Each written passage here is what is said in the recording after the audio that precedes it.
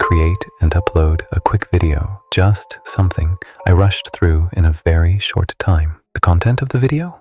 It's the least of it. Anyone can do it if they just read the novel. That's what I truly believe. Suddenly, a comment arrives, then another, and another, and another. They say they love this type of content and that these are their favorite videos on the channel. I'm just left not knowing what to say, not because I'm surprised, but because I genuinely believe their comments are false. I didn't put effort into those videos after all, and I didn't pay much attention to the editing process. I think they're just wasting those kind words on the wrong person. They should be saying them to someone who actually tries. Then it hits me. Who am I to dismiss a comment of genuine support? Why do I believe I don't deserve it? What am I even doing? The third season of ReZero is an animated adaptation of the novel of the same name. This part of the anime adapts from volume 16 to volume 20 of the original story, which, if my memory serves me right, were released over 10 years ago. They continue to tell the adventures of Subaru, a boy who, after the events of the first 2 seasons, is not only on a journey to make Emilia the queen of the nation, but is also on a quest to discover and define the type of person he needs to be. I want to make a few things clear. I love the novel, and I'm genuinely fascinated by Subaru. I think he's an amazing guy, but beyond any praise I can give him, it's also true that he can be incredibly cringe and at times utterly insufferable. I don't feel this specific aversion merely because of his bad moments, of which he has many, but rather because of the speech scene in episode 7. Don't take it the wrong way, I loved that scene, but I'll explain the reason for my previous words shortly. I say all this because I was surprised by the amount of admiration the combat scenes received this season. While it would be foolish to deny the quality of Garfield's sequence, I find it a bit hard to appreciate exactly how Subaru evolved in the same season. The speech scene is great, but I feel the audience as a whole tends to only profess their admiration without putting into words what it actually meant for the Subaru we see now. On top of that, in the pre-Stella arc, the spotlight is shared among several characters. All things considered, it's even harder to see exactly what Subaru learned at this point in the story. After all, he surely learned something here, right? Something that helped him continue his development after the foundations laid in seasons 1 and 2. But as I said, it's not just Subaru who stands out, it's also the conflicts of the other characters. I'm talking about Garfield, Wilhelm, Reinhardt. These are characters whose stories we've seen in chiseled glimpses in previous seasons, and they're brought together now because the narrative wants something from them. It wants to see how they react to something that, far more than merely threatening their physical lives, threatens the world they built through the decisions they made in previous chapters. For example, Garfield and Wilhelm had already made peace with their past and accepted the death of their loved ones, only to discover they were actually alive, and now they must deal with the consequences. The same happens with Subaru. This third season is another perfect opportunity to show what this version of him is made of. A version that has gone through the royal selection and the sanctuary. This is a Subaru who has accepted he will be alone due to the restrictive conditions of his power. But even while he continues to be restricted, it doesn't mean he will stop depending on his allies as much as they depend on him. It is this version of Subaru who must continue discovering the person he needs to become. I know that discovering the type of person you need to be doesn't sound as complex as making your love interest the queen of the nation. But if you follow the story, you've probably realized that any detail regarding personal growth is very difficult for Subaru to handle. This is because he only manages to solve the problems of each season after he first manages to improve as a person in a meaningful way. So, defining exactly what he must learn here isn't at all an easy task for him. And even if he finds the answer, will he have the determination to face this new challenge? This is a question we expect an answer for, not just from him, but from all the other protagonists in this arc. Furthermore, the constant presence of so many different characters distracts slightly from the growth that Subaru must face, so I don't blame anyone if they ended up feeling overwhelmed by the amount of information this season. Information like the introduction of Priestella and its connection to the Witch of Pride, the unexpected link between the Gluttonies and Julius, or simply the entire Austria family subplot. These are threads that you really need to keep close track of, or you'll feel drowned in an endless sea of lore with no real chance of ever escaping it. But back to the main point. Seasons 1 and 2 were arcs centered on Subaru's personal journey. The proof is seeing just how much our protagonist has evolved from the first episode to the premiere of this current season. Sure, the other characters had their moments, but it would be naive to say their arcs were as intricate as Subaru's own personal journey. I say this even though I really enjoy the brief glimpses we've had of other characters. Does this mean the others' conflicts should be overlooked for failing compared to Subaru's? Of course not. Not only because we must truly understand their burdens, but because until now there hadn't been a single situation that pushed so many characters to their absolute limits as there is now. It's because of season 1 that we know more about Wilhelm and now understand how uncomfortable this meeting is for him. It's because of season 2 that we have Garfield's story, which allows us to understand why it's so hard for him to discover his mother is still alive. And it's because I know Subaru has always been a failure that I understand why he struggles so much with that speech. As you can see, the story enjoys many various independent subplots right now. Subplots that, as I have said, have been brewing since much earlier. But the most fascinating thing of all is that all these convoluted stories are interconnected. And I know it's not at all surprising that the subplots within a single arc are intertwined. But what truly catches my attention is that these stories have been bound together in such a way that they demand the same thing from each of their characters. They expect every one of them to provide a new answer to a belief they thought they'd made peace with. Wilhelm accepted that his story with his wife was finally over, only to find her corpse being so cruelly desecrated. Garfield made peace with his mother dying because of him, only to find out that she's actually alive. And while Subaru accepted that it's not right to die for the smallest problem, he's now becoming aware that he needs to better limit what exactly dictates the necessity of a return by death. This is reflected in the high number of tragedies in this stretch of the story. Just as Subaru has to accept this reality, the others must accept their new realities too. A reality that threatens everything they've built. But there is another character who is also important in this part of the story, someone who happens to connect with each of these secondary subplots because he ends up being a figure impossible for those involved to ignore. I'm talking about Reinhardt, which brings me to the next point.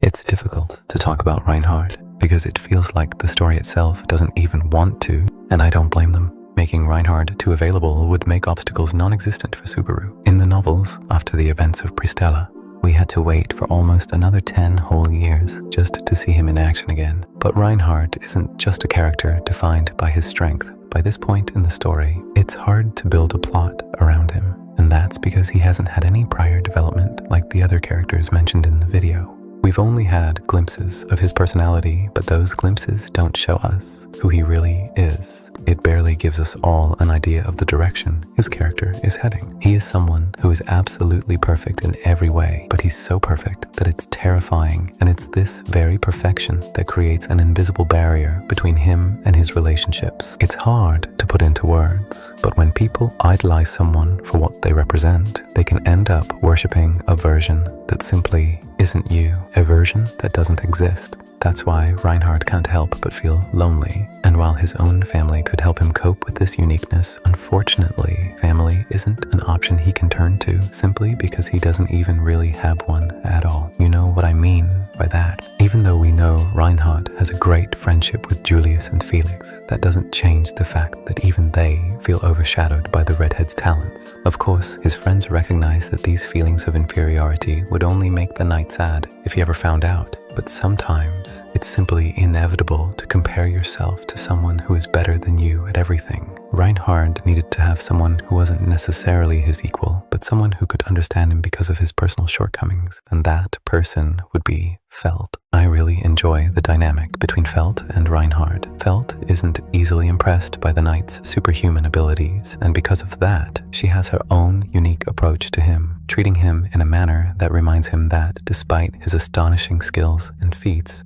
he's still human. I know that treating someone like a human being sounds ridiculously obvious, but that just doesn't apply in Reinhardt's case. For some reason, people in ReZero seem incapable of giving a proper description of the knight without tying it to his superhuman abilities. So, seeing Felt refer to him without even bringing that up, I kind of get why Reinhardt is so grateful to her. The funny thing is that even though Reinhardt has every reason to act like the most arrogant guy in the world, he doesn't. And yeah, I know that because of his personality, he simply never would. But I think there's more to it than that. Being the current generation's sword saint is something that would fill anyone with pride, but that doesn't seem to be the case with the knight. Proof of this is that whenever he introduces himself, he doesn't do it as the sword saint. Instead, he simply presents himself as someone who just happens to be from the same bloodline. I'm not saying we need to read between the lines, but after seeing the Astrea family conflict, I think I understand why Reinhardt introduces himself like that. He does it because he doesn't feel worthy of the title.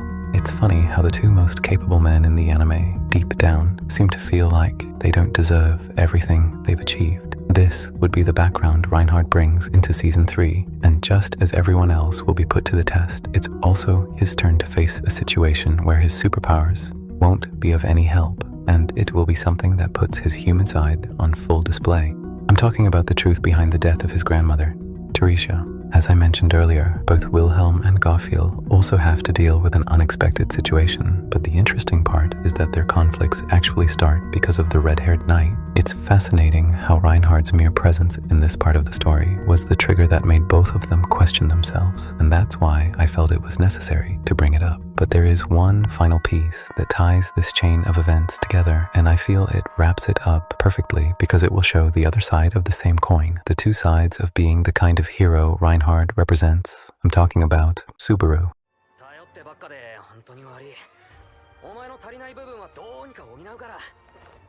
I know a few moments ago I talked about Felt and Reinhardt, but I think another interesting dynamic is with Subaru. I'm not saying this dynamic is superior to Felt's, but the fact that Subaru is Subaru opens the door to a relationship that simply cannot be established with the royal candidate.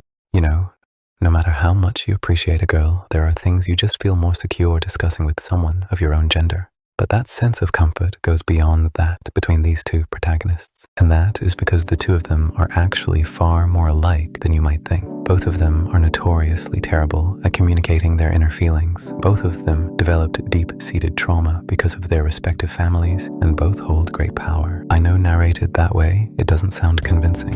And that's because Garfield would also fit that description. But here's something really interesting that takes the young blonde out of the equation.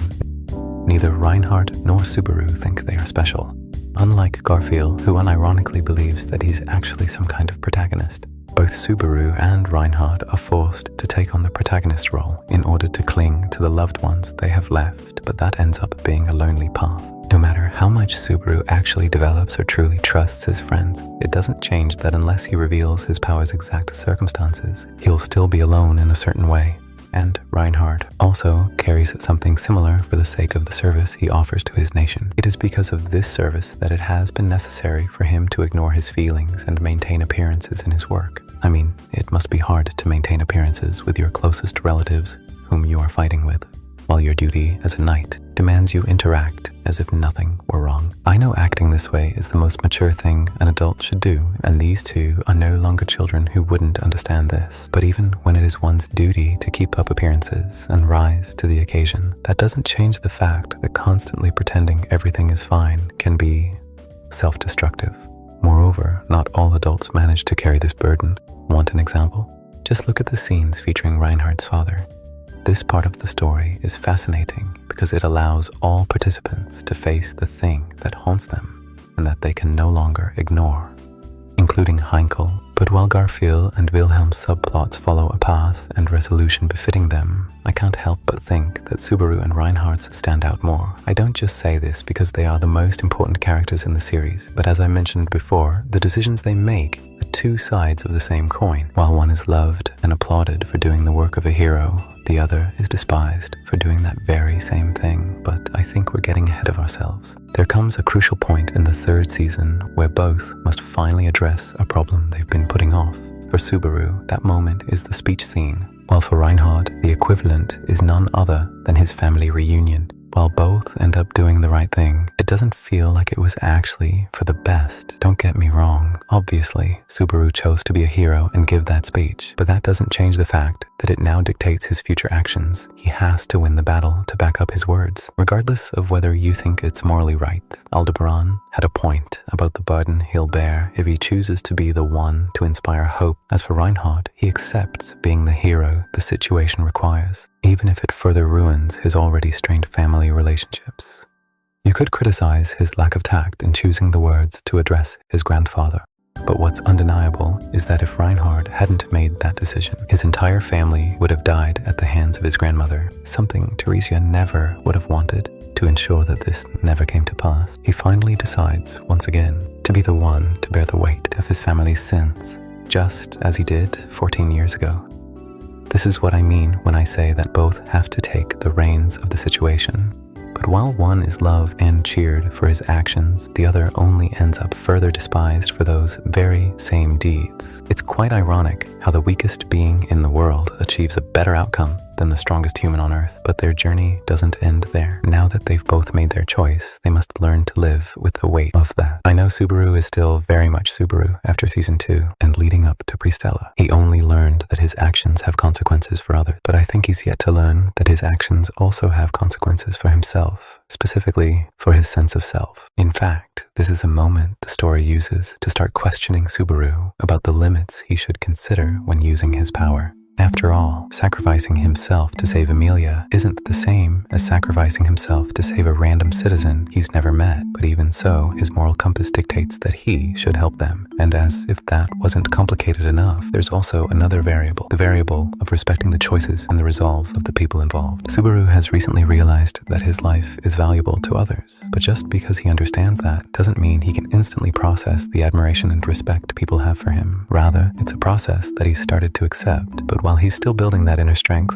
it's going to be hard for him to accept the feelings others have for him. This happened with Krush and Ricardo, who unknowingly stopped Subaru from trying to redo things. They pointed out that the tragedies they suffered were risks they were already aware of, and instead, they're just grateful that he's okay. Grateful that Subaru is safe.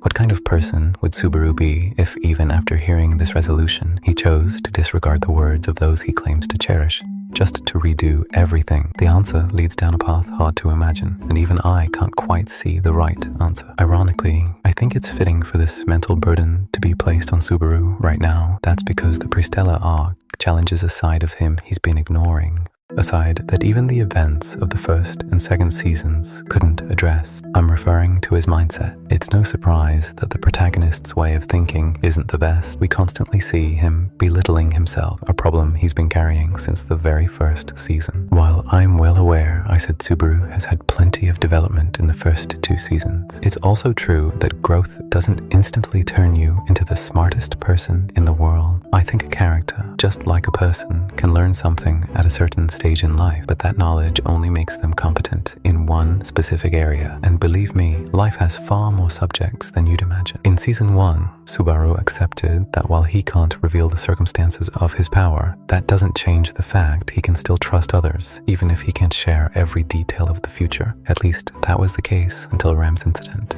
This event shattered his trust in his allies, fearing there might be someone else he couldn't save simply for daring to ask for help.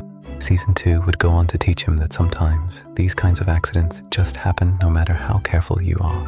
But even with that risk, those who cherish you are willing to lend a hand and put themselves at risk if it's for your sake. Or rather, even though life can be unfair at times, it doesn't mean you have to shoulder that injustice all on your own any longer.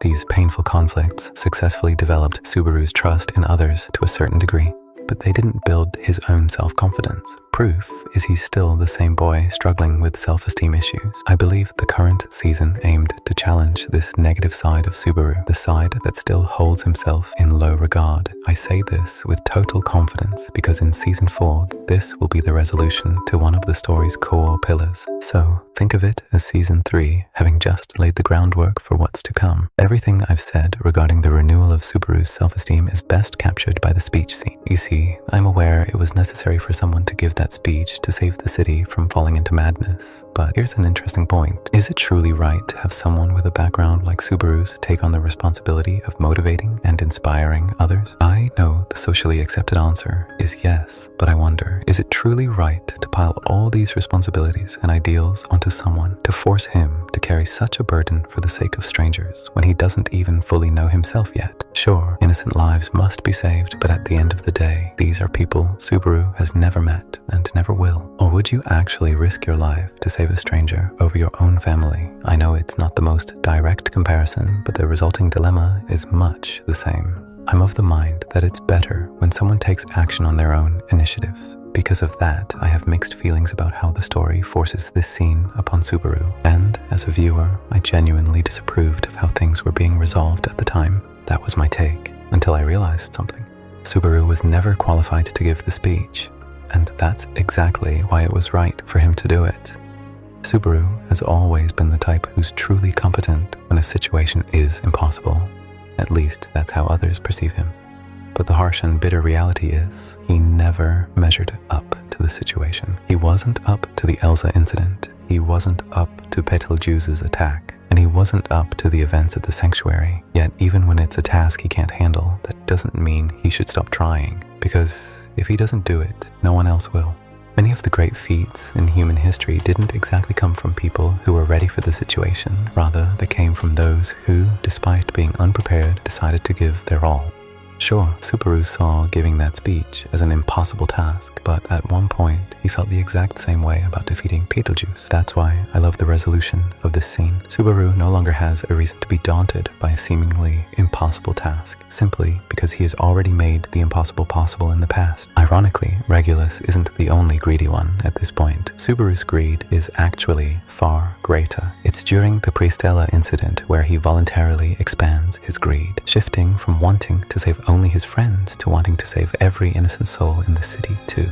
He decides to dedicate his entire being to helping others, even without any personal gain. Not because he wants to be a hero or score points for the Amelia camp, but simply because he believes it's what a decent person would do. Subaru rejects the idea of dedicating his entire self and skill to just one person, reaffirming this decision with the only other man who happened to take that same path. A man who, just like him, has the power to redo things, but whose actions and decisions depend on someone else. While I was going over this Word doc, because over the last few months, I've been opening and closing this script you're listening to right now. As I went over the script, I noticed something. It turned out I had missed two specific points. One is a major topic, and the other, well, not so much. When I was writing this, I didn't know what to name the video. I know.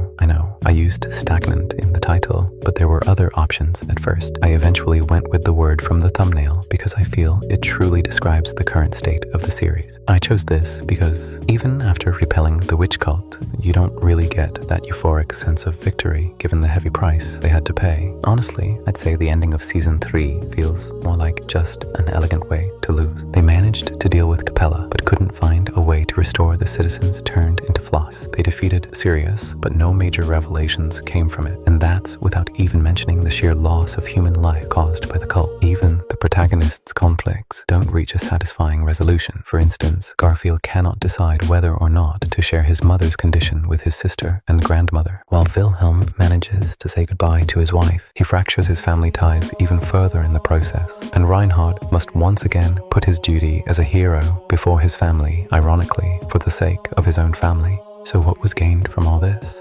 Almost nothing. That's why I feel the ending of this part is so hollow. Not because the series did anything wrong, but because that's simply the vibe these kinds of bittersweet victories tend to bring at the close of a story. This, in turn, brings up a human aspect we rarely question. What determines how valuable your actions were in life? I think we could answer that from economic or personal perspectives. But the truth is, sometimes you can simply have the perfect life and still feel like a failure if you didn't achieve what you wanted to achieve. I think the best example of this is Wilhelm, someone who, thanks to Liliana's songs, is seen as a figure worthy of admiration because he lived an epic and successful life. He defeated an entire kingdom's army. He defeated Kurgan in his prime. He even defeated a former Sin archbishop, and he won the love of his life. Yet, despite all of that, he feels no pride in any of it. it, simply because he never got to tell his wife how much he loved her. For that reason alone, he feels his life was a disaster. I dedicated 20,000 hours of my life to a goal I couldn't achieve, so I understand the feeling of being a failure at the end of the road. Because even if you accomplished amazing things in the eyes of others along the way, that doesn't change the fact that at the end of the day, absolutely none of it means anything to you anymore because of how things ended.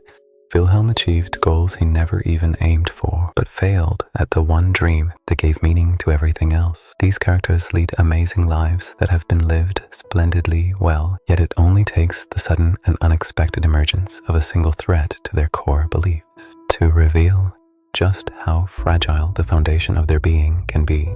And while the story gives them the chance to correct these mistakes in time, not everyone is so lucky. People like Heinkel perfectly represent those who fail to recover from these setbacks. Everyone, including you, will experience one day. It was his choice to become an unpleasant person, but it wasn't his choice for his family to completely fall apart. The sadness and helplessness he felt seeing his mother resurrected, only to see her perish again, must have been heartbreaking. The end of the third season is a strange ending. Subaru and company managed to defeat the antagonists, but also, in a way, they were defeated by the situation and have to bear the burden of its consequences. And seeing the crossroads at this point in the story also makes me think about what's happening in my own life. Many often assume that Subaru deals with imposter syndrome, the syndrome that makes you unable to recognize your own achievements because you feel your feats aren't part of who you are. I think it's a great interpretation, but I consider there are a few things not usually taken into account when approaching that perspective. Subaru never sought fame or money for defeating Betelgeuse or the White Whale. The only outcome he hoped for from the situation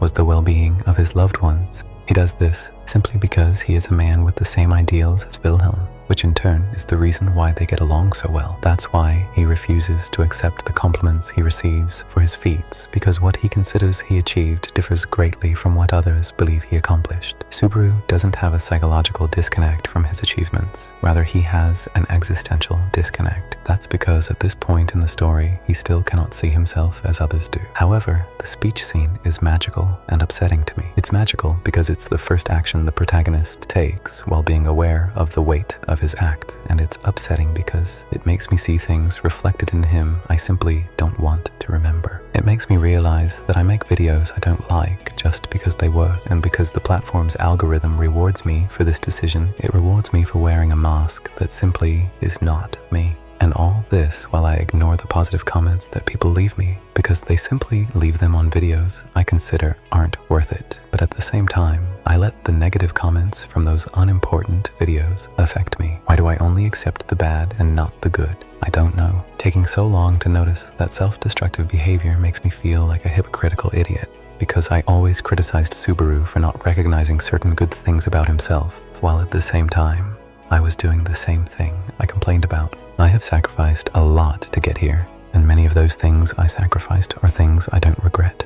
But when I'm sitting down, writing and reading the comments left on my channel, and God knows why they say them to me, watching this series now makes me think about something I simply don't want to think about. Let's take out of the equation what I think about my work right now, and let's also set aside the good comments people leave about my content, which I voluntarily ignore. And what do I have left right now? I'm doing something I don't like while validating and reinforcing the comments that tear down my self-esteem. This is how I see the show now. The Pristella arc highlights through its characters a theme I didn't expect to talk about when making this video, and it perfectly mirrors a part of my life that, speaking from experience, hasn't been pleasant to go through. ReZero is a story of personal growth where the focus isn't just on the main protagonist, but also on its supporting cast. It's a narrative that truly knows how to explore the life of someone with low self-confidence, taking them through changes that, from my perspective, are disgustingly accurate and true to life. But after watching a boy slowly choose to accept a side of himself he never valued, it makes me think maybe it's time I start embracing those comments I usually brush aside, even if they come from a place I don't particularly like. And realizing all this melancholy just leaves me feeling stagnant. This isn't an analysis, so take it as you will. These are just my thoughts and feelings about a story I love. But if you've made it this far, I appreciate it. I hope you'll stick around, at least for as long as my journey on this platform lasts.